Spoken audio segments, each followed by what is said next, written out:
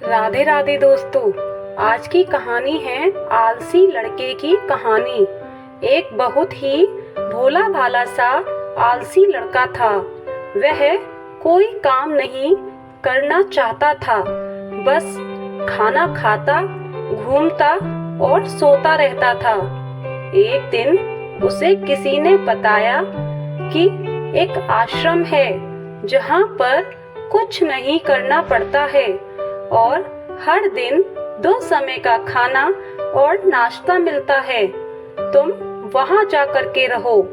उस आलसी लड़के ने सोचा कि ये तो बहुत ही बढ़िया है और फिर वह भोला भाला आलसी लड़का अपना सारा सांसारिक जीवन छोड़कर उस आश्रम में जाकर रहने लगा।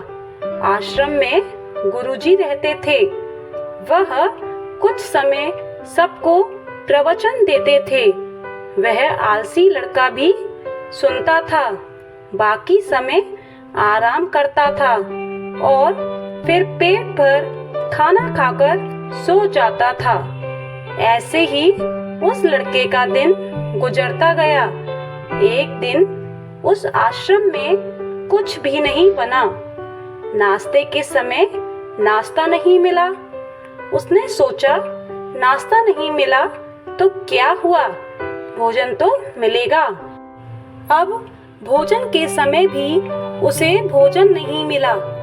लड़का दौड़ करके गुरुजी के पास गया और उसने पूछा कि आज भोजन क्यों नहीं बना। गुरुजी ने कहा कि बेटा, आज एकादशी है और जितने भी आश्रम के सदस्य हैं उनका उपवास है और तुम्हारा भी आज उपवास है। आज भोजन नहीं बनेगा। वह आलसी लड़का था और उसे भूख भी बहुत लगती थी। उसने गुरुजी से बोला कि मैं उपवास नहीं रहूंगा, मुझे भूख लगी है, मैं खाना खाऊंगा। गुरुजी ने बोला, ठीक है, जाओ भंडारे में से सामान लेकर के आओ और आश्रम के बाहर ले जा करके बना लो। लेकिन याद रखना, भोजन बनाने के बाद सबसे पहला भोग भगवान को लगाना और फिर तुम प्रसाद पाना। वह लड़का बोला, ठीक है, और फिर अनाज लेकर नदी की ओर पहुंचा।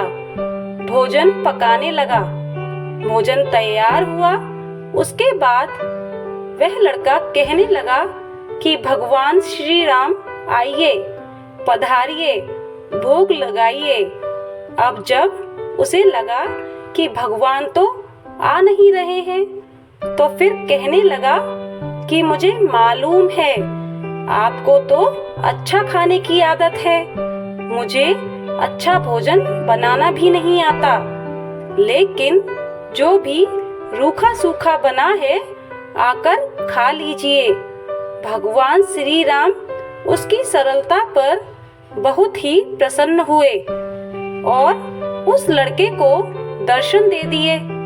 उसने देखा कि भगवान श्री राम आए हुए हैं और उनके साथ में माता सीता भी आई हुई हैं।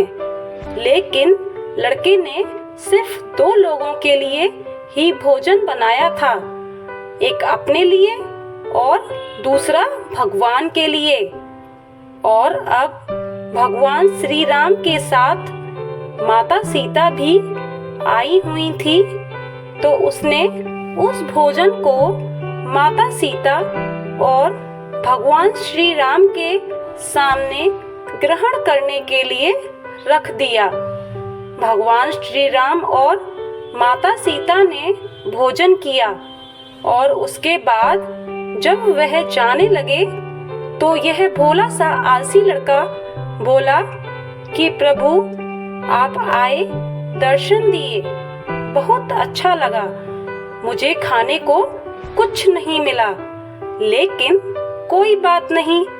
लेकिन आपसे एक विनती है कि अगली बार जब आप आएंगे तो कितने लोग आएंगे ये बता दीजिए, ताकि मैं उतने लोगों के लिए भोजन बनाकर रखूं। भगवान श्री राम मन ही मन मुस्कुराए और फिर अंतर्ध्यान हो गए। लड़का आश्रम गया।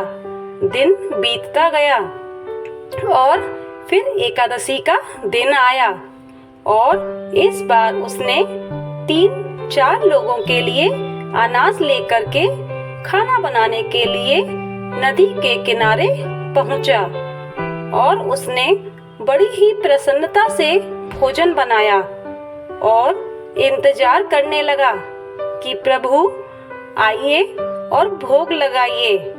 इस बार लड़का देखता है कि भगवान श्री राम पूरा राम दरबार लेकर के आए हैं। जैसे माता सीता, लक्ष्मण, भरत, हनुमान जी और सभी लोग आए हैं। लड़के ने 3-4 लोगों का भोजन बनाया था और इस बार भी भोजन कम पड़ गया। लड़के ने निराश होकर भोजन को प्रभु के आगे रख दिया। उन्होंने भोजन किया और फिर चले गए और इस बार भी लड़का फिर से भूखा रह गया। अब लड़का फिर आश्रम गया। दिन बीतता गया और फिर एकादशी का दिन आया और इस बार गुरुजी से कहने लगा कि गुरुजी, मुझे इस बार थोड़ा ज्यादा अनाज चाहिए। गुरुजी सोचने लगे कि यह इतना सारा अनाज का करता क्या है, कहीं इसे बेचता तो नहीं है। फिर उन्होंने कहा कि तुम भूख से परेशान रहते हो। लड़के ने कहा कि नहीं गुरुजी, मैं भूख से परेशान नहीं रहता हूँ। प्रभु के साथ बहुत लोग आते हैं, उनको भी तो भोजन कराना पड़ता है। गुरुजी को लगा कि लड़का पागल हो गया है, लेकिन गुरुजी ने सोचा कि चलो एक बार चलकर देखते हैं कि लड़का इस अनाज का करता क्या है। वह भोला सा लड़का अनाज लेकर के नदी के किनारे पहुंचा और इस बार उसने भोजन नहीं बनाया। उसने सोचा कि प्रभु हर बार ज्यादा लोगों को लेकर के आते हैं, इस बार वह जितने भी आएंगे खुद बना करके भोग लगा लेंगे। और फिर प्रेम से प्रभु को बुलाने लगा। गुरुजी ये सब छुपकर देख रहे थे कि इसने भोजन तो बनाया नहीं और प्रभु को बुला रहा है, लेकिन लड़के ने देखा कि इस बार प्रभु के साथ बहुत से लोग आए हुए हैं, तो उसने प्रभु के सामने हाथ जोड़ करके कहा कि प्रभु माफ करना, आप बहुत सारे लोग आते हो, मुझे संख्या पता नहीं होती है और मेरी हिम्मत भी नहीं होती है कि इतने सारे लोगों के लिए भोजन बनाऊं। आप स्वयं आइए, बनाइए, खाइए और भोग लगाइए। प्रभु मुस्कुराते हैं और अपने साथ आए सभी लोगों के साथ मिल करके भोजन बनाते हैं। गुरुजी ये सब छुप करके देखते हैं और फिर लड़के के पास आकर के कहते हैं कि तुम ये क्या कर रहे हो। लड़का कहता है, गुरुजी आपको देख नहीं रहा है कि भगवान श्री राम पधार चुके हैं, माँ सीता आई हुई हैं, हनुमान जी आए हैं और भी सभी लोग आए हुए हैं, भोजन बन रहा है। गुरुजी ने बोला कि पागल हो गया है, मुझे तो कोई भी नहीं दिख रहा है।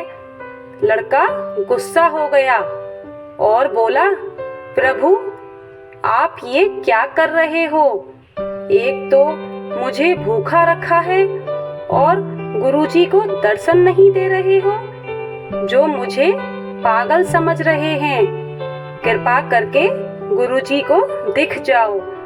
भगवान बोले, नहीं, मैं इन्हें नहीं दिख सकता। लड़का बोला, क्यों नहीं दिख सकते? मेरे गुरुजी तो बहुत महान हैं, बहुत बड़े ज्ञानी और ज्ञाता हैं। भगवान बोले, हाँ, ज्ञानी और ज्ञाता होंगे, लेकिन तुम्हारी तरह सरल नहीं है। जो सरलता तुम में है वो तुम्हारे गुरुजी में नहीं है। लड़के ने ये बात गुरुजी से कह दी कि भगवान श्री राम कह रहे हैं कि आप में सरलता नहीं है, आप मेरी तरह सरल नहीं हैं, इसलिए आपको नहीं दिख सकते। गुरुजी की आंखें नम हो गईं और रोने लगे और बोले कि बिल्कुल सही कहा, मेरे अंदर तुम्हारे जितनी सरलता नहीं है। और फिर माफी मांगने लगे। फिर भगवान ने गुरुजी को भी दर्शन दिए। सीख, जीवन में सरलता सबसे आवश्यक है। जितने सरल बने रहेंगे उतना जीवन में आगे बढ़ते चले जाएंगे। जब आप सरल होते हैं तो आप खुद भी मुस्कुराते हैं और दूसरों को भी मुस्कुराने की वजह देते हैं। दोस्तों, ये थी आज की कहानी। कहानी कैसी लगी कमेंट करके जरूर बताएं। साथ ही चैनल को सब्सक्राइब करें, लाइक करें, शेयर करें। धन्यवाद।